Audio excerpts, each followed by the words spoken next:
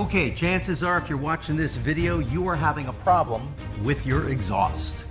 It could be a loud exhaust, rattling sound, smells in the cabin while driving, a check engine light that's on, or a failed smog check. We have 4 repairs that might be the answer. I'm Ken, and I've got you covered. We're going to go over common exhaust repairs, how these parts work, and what it could cost you. So if you see, hear, feel, or smell something coming off of your exhaust, stay tuned.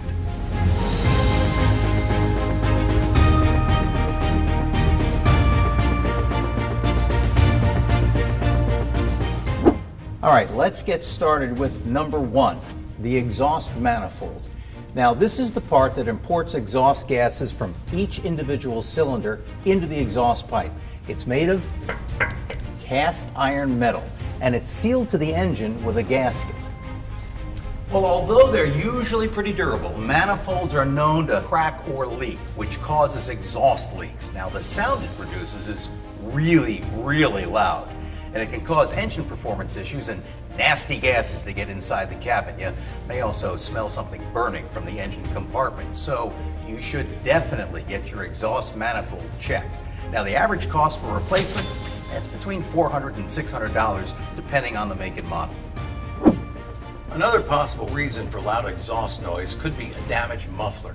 Now, the muffler's main purpose is to reduce exhaust sounds without restricting exhaust flow. Common problems are holes caused by rust or broken baffle particles inside, which cause a rattling sound. Average cost for a replacement is between $200 to $500, again depending on the make of your car. Now, if you notice a check engine light is on, rough idling, poor performance, or poor gas mileage, you may have a bad O2 sensor. Most cars have 2 O2 sensors, one before the catalytic converter and one after the catalytic converter.